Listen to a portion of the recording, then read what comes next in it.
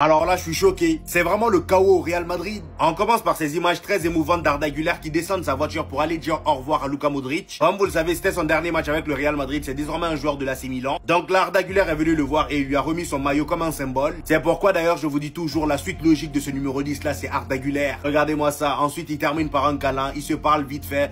Et le gars repart dans sa voiture. J'aurais tellement aimé que ça se termine autrement, mais malheureusement c'est comme ça le football. Et en parlant d'Arda Güler, les amis, le Real Madrid hésite à recruter un milieu après les performances d'Arda Güler à ce poste. On a bien vu comment il était à l'aise dans cette Coupe du Monde des clubs avant le match face au Paris Saint-Germain. Donc là, le Real Madrid n'a plus trop envie de recruter quelqu'un d'autre. Par contre, s'il y a bien quelqu'un qui veut le recruter, c'est Ibrahima Konaté. Toujours d'après le média Diarios, Ibrahima Konaté est la priorité du Real Madrid au poste de défenseur central. Le Français ne souhaite pas prolonger son contrat avec Liverpool et ne pense qu'au Real Madrid. Et le club espagnol aimerait le recruter librement l'été prochain. Si on pouvait même aller le chercher là maintenant, ça serait bien parce que là, Rudiger que je vois là, on va pas faire long feu avec lui. Même Raúl Asensio en qui j'avais confiance depuis un moment, lui aussi commence à bugger. Maintenant, rentrons dans la partie énervante. Ici les amis, nous avons la liste des joueurs madrilènes ayant effectué le plus de pressing défensif lors de la Coupe du Monde des clubs. Et comme vous pouvez le constater, le numéro 1 dans les pressings c'est Gonzalo Garcia. Ensuite on a Arda Güler. Franck Garcia vient en 3e position. Vinicius en 4e position. Vinicius qui est très critiqué aussi. Jude Bellingham en 5e position. Dites-vous qu'il a fait plus de pressing que Jude Bellingham. Valverde en 6e position. Trent en 7e position. Et en 8e position on a Rodrigo. Rodrigo qui a presque pas joué. Je sais même pas combien de minutes il a joué. Et comme par hasard, il y a un seul joueur qu'on voit pas dans cette liste là, Kylian Mbappé encore une fois. Sachant que Kylian Mbappé a plus joué que Rodrigo dans cette Coupe du Monde des clubs, c'est pas sorcier, faut arrêter de chercher les problèmes ailleurs. Le problème il est en face de nous, mais on veut se voiler la face. Continuons. Le clan Mbappé est en train de faire imploser le Real Madrid de l'intérieur. C'est le journal du Real qui nous l'informe sur leur dernière vidéo YouTube qui est juste ici. N'hésitez pas à aller la voir si vous avez besoin de plus d'informations. Je vous résume tout ce qui a été dit et franchement ça fait mal au cœur. Il y a actuellement des agissements en interne de la part du clan Mbappé et surtout sa mère Faiza Lamari qui mettent la pression, qui veulent trouver des boucs émissaires pour trouver des excuses au mauvais niveau de Kylian Mbappé. Le joueur serait frustré depuis le match face à Salzbourg, frustré de ne pas être titulaire notamment face à la Juventus et face au Borussia Dortmund. Il se plaint des choix du coach directement à Florentino Pérez. Il se plaint aussi de Vinicius et d'autres joueurs qui ne seraient pas au niveau. Il nuit à l'ambiance de l'équipe et tire l'équipe vers le bas. Sa mère Faiza Lamari gangrénerait le club de l'intérieur. Alors que le Real Madrid pensait acheter un leader, ils ont acheté une bombe à retardement. PSG, Real Madrid, équipe de France, partout où il passe, c'est la même chose. À chaque fois, il n'y laisse que du négatif. À chaque fois, Kylian Mbappé a des problèmes avec ses coéquipiers. Il réitère tout le temps les mêmes erreurs et il s'en rend jamais compte. On avait prévenu, on voulait pas que ce joueur signe au Real Madrid. Kylian Mbappé et Faiza Lamari sont un duo bien trop dangereux pour un club. Maintenant, il y a une très grande institution derrière cet écusson, Florentino Pérez. Ressaisis-toi, il faut que tu le recadres, il faut que tu le remettes à sa place. Faiza Lamari n'a rien à faire à la place où elle est actuellement. C'est pas moi qui l'ai dit, ce sont des supporters du Real Madrid. Mbappé, de ce qu'il montre là, ce n'est pas un leader. Parce que quand tu es un leader, tu portes tes coéquipiers vers le haut. C'est quoi ce joueur Vitinha qui a signé? Aujourd'hui, Vitinha est le meilleur joueur du monde. À un moment donné, quand tu as des problèmes dans un club et tu recalques les mêmes problèmes dans un autre club, c'est peut-être que le problème c'est toi. C'est pas peut-être, c'est assuré. Alors moi, ce qui me pose problème, c'est que je pense que cette personne bouffe le crâne du joueur. Là, c'est mon avis. Le joueur, on l'a dit, il est vide. Il a pas envie d'être là. Il a le seum contre Xabi Alonso aussi, lui. Maintenant, après, arrive l'autre personne par-dessus, donne son avis et commence à aller parler. Tu sais, comme quand tu jouais Il veut pas la nommer, hein. tournoi où tu jouais en Amérique. Il veut pas nommer le nom de la personne. Dis son nom. C'est pas le diable. Dis son nom. Elle s'appelle Faiza Lamari. Dis son nom. Real Madrid, c'est pas le PSG. Mais est-ce que tu sais qui est Florentino Pérez? Tu crois que Florentino Pérez, c'est Nasser El Khelaifi? Le coach aussi qui pose problème visiblement à cet entourage. Il y a aussi certains joueurs, je vais pas dire quel joueur, mais il y a aussi certains joueurs qui sont pointés du doigt de la part de cet entourage. On l'a dit, Vinicius, mais pas que. Mais pas que. Un tel n'a pas le niveau, un tel je ne sais quoi, un tel parce que mon fils si. À un moment donné... Voilà, c'est comme ça qu'il prend le pouvoir, Kiki. Quand son entourage commence à avoir des exigences auprès du président, auprès de la direction, toutes les personnes décisionnaires du club, et qui commencent à dire oui, ils peuvent pas jouer avec Kylian, à cause de Kylian est mauvais, Kylian ne peut pas exploiter ses qualités parce que eux ils font ça, ils jouent comme ça, ils lui donnent pas le ballon à ce moment-là, c'est là, c'est comme ça. C'est comme ça. Et comme le président ou la personne qui décide de ce qui se passe dans le club, elle est obsédée par Kiki. Parce que Kiki, il fait ses stats. Donc tu te dis, mais en fait, ils ont raison. Enfin, ça rejoint un peu toutes les dernières vidéos qu'on a fait. Faut arrêter ces guerres d'ego. Je vais dire un autre truc. Ça, c'est un avis.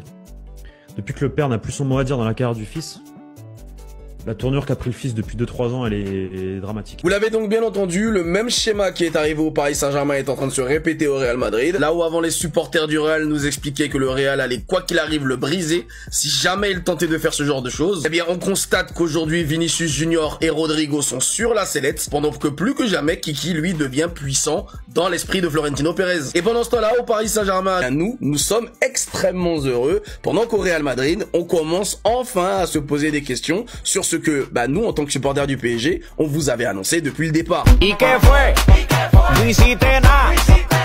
Florentino Pérez a peut-être placé Madrid sur l'autoroute de la mort. On est peut-être en train de devenir le Paris Saint-Germain avant Luis Enrique. Surtout une chose très importante, l'équipe ça vient toujours avant les joueurs. On va faire simple, Rodrigo correspond 10 fois plus au style de jeu de Xabi Alonso qu'un Kylian ou un Vinicius. J'ai même envie de vous dire, tu l'alignes avec Gonzalo Garcia, t'as plus de résultats. C'est une possibilité qu'on l'évoque même pas, mais Vinicius et Mbappé, moi je m'en fous là maintenant. Ça y est, on va pas leur sucer là toute la saison les gars. Malgré tout, certains Madrilènes sont d'accord avec son départ. Et comme Madrid aussi sont fous dans leur tête, ils lui ont transmis un message. Et ça, c'est l'erreur qu'on va faire et on va s'enfoncer pour rien. Je suis d'accord, c'est pas le plus consistant, mais il y a des raisons à ça. Quand tu vois la saison de Vinicius, tu te rends compte qu'il y a un vrai problème au niveau des attaquants. Au-delà de l'aspect sportif, il a souffert mentalement. Vous vous rendez pas compte de tout ce qui s'est passé avec Ancelotti. Il serait passé par un processus d'épuisement professionnel. En fait, vous vous rendez pas compte qu'il faut sonner l'alarme. On va probablement se séparer d'un Rodrigo qui nous a permis d'aller chercher une Ligue des Champions. Au profit d'un Kylian Mbappé qui génère une très grosse problématique au sein de Madrid. À l'heure actuelle, c'est sûrement l'un des meilleurs joueurs individuellement, mais collectivement, il va faire du mal à Madrid. Je serai jamais d'accord sur le départ de Rodrigo, même pas d'un point de vue sportif, mais Madrid aura fait un choix. Laisser partir un joueur qui correspond complètement au style de jeu de ton nouveau coach, mais aussi laisser partir un joueur qui t'a rapporté des titres. Vous allez me dire que ce n'est pas le plus important, mais quand il fallait être là, Rodrigo, il était là. Par pitié, dites-moi que c'est une blague. Vinicius Junior commence à exaspérer les dirigeants et des joueurs du Real dont Mbappé et Bellingham. Plusieurs joueurs n'ont plus trop envie de jouer avec lui. Vini semble déconnecté de la réalité. Et à côté de ça, on apprend que Rodrigo n'a pas prévu de quitter le Real. Il ne quittera le club que si le Real lui dira directement qu'ils veulent qu'il parte. Le joueur veut regagner sa place dans l'équipe. Je sais pas si vous comprenez qu'il y a un joueur qui a rapporté 2 Ligues des Champions au Real, qui a failli rapporter un ballon d'or, qui a fait rêver tous les supporters, qui a tenu le club sur ses épaules pendant un petit moment depuis qu'il est là, et un autre qui n'a strictement rien apporté au Real. Vous savez qui est qui? Et aujourd'hui, les mêmes supporters de ce même club se posent la question de est-ce qu'il ne faudrait pas se débarrasser de Vinicius? Quand on vous dit que le football est ingrat, je veux bien que Kylian soit un très bon joueur, un très grand joueur qui puisse apporter énormément au Real. Il n'y a pas de souci là-dessus. Mais quand tu as un joueur qui t'a déjà fait ses preuves, qui aime le club, qui t'a fait gagner littéralement, pas juste il a fait partie d'une équipe qui gagnait, qui t'a fait gagner en étant l'un des 3 meilleurs joueurs de cette équipe. Et je vois des gens dire, faut garder Rodrigo pour l'associer avec Mbappé, et Vinicius on dégage. Les Madrilènes, je vous jure, réveillez-vous. Je sais pas si vous comprenez. Il a joué avec Neymar, c'était Neymar le problème. Il a joué avec Messi, c'était Messi le problème. Il a joué avec Vinicius, c'était Vinicius le problème. Dans toutes les équipes où il a joué, où il a été exceptionnel, où il a marqué un tas de buts, il a rien gagné. Mis à part la Ligue 1 parce que le Paris Saint-Germain c'est beaucoup trop fort.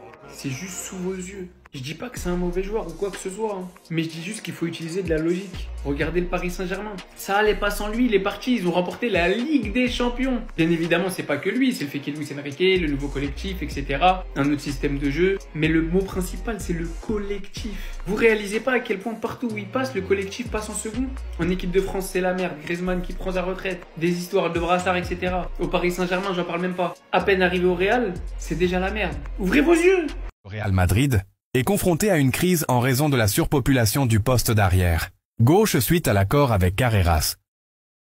Bonjour à tous, le Real Madrid, sous la direction de Xabi Alonso, est confronté à un nouveau défi organisationnel au sein de l'équipe première, après que le club soit sur le point de conclure un accord pour signer l'arrière gauche, portugais Álvaro Carreras de Benfica, dans le cadre d'un plan visant à renforcer la défense pendant la fenêtre de transfert estivale actuelle.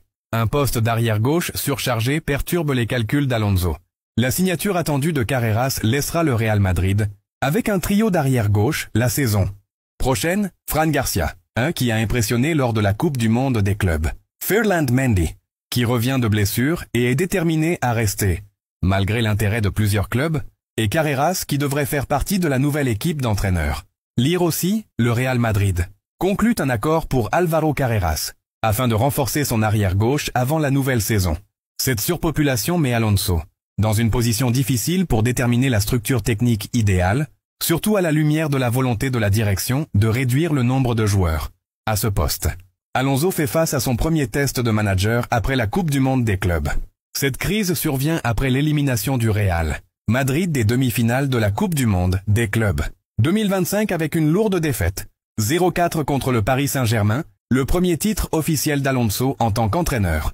Durant cette période, l'équipe a montré quelques signes positifs, comme le brillant du jeune attaquant Gonzalo Garcia, qui renforce le besoin d'Alonso de résoudre les postes de jeu pour assurer la cohérence technique à l'avenir. En l'absence de Mendy, le génie de Garcia change les attentes. D'autre part, Fran Garcia a brillé dans le tournoi, augmentant sa notoriété auprès du staff technique, ce qui a conduit le club à reconsidérer sa position concernant l'idée de le libérer.